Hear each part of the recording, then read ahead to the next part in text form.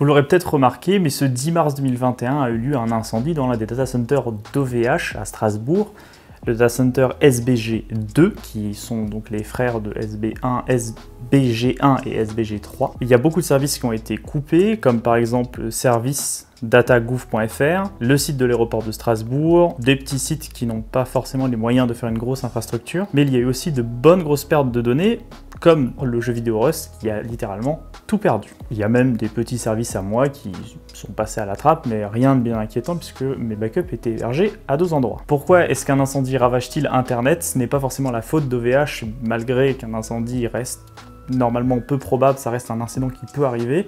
Là, je vais plus jeter la faute sur les personnes qui ont conçu les infrastructures, puisque ça, c'est une erreur de conception grave, comme on le voit dans cette série depuis le début. On vous dit souvent de dupliquer les informations, de copier, de faire des backups sur des disques durs, etc., etc., etc. Ça fonctionne de la même manière pour les données de sites, de jeux et des données personnelles aussi. Lorsque vous êtes chez vous et que vous décidez de sauvegarder vos photos de votre dernier voyage sur un disque dur externe, on vous dit toujours, mettez-le sur un disque dur externe ou une clé USB externe. Ça vous viendrait jamais à l'idée de dupliquer et de copier-coller cette photo dans le même dossier. C'est un petit peu le même problème, mais à une infrastructure un petit peu plus grande. On ne fait jamais de backup au même endroit physiquement.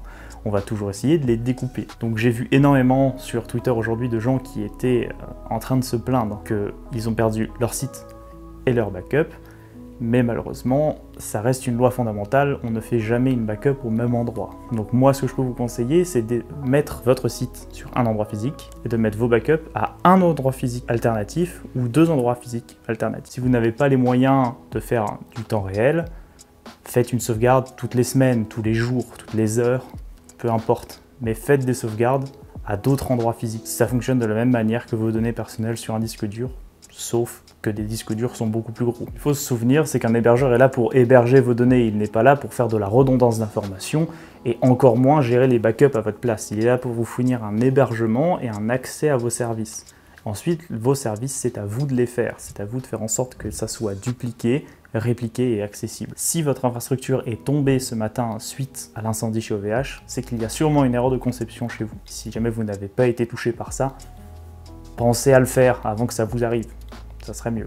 Dans le cas présent, OVH aura sûrement d'informations sur l'origine de l'incendie dans quelques jours, mais en attendant, on envoie notre force aux équipes d'OVH qui vont devoir tout reconstruire de A à Z et qui vont, je pense, se prendre des Jean-Baptiste sur Twitter qui auront perdu leur pauvre petit bot Discord parce qu'ils ont complètement oublié de sauvegarder leurs données. Ça, malheureusement, c'est votre faute, les gars. Et on fait aussi un big up au bot de Sardoche qui est mort cette nuit. RIP à toi.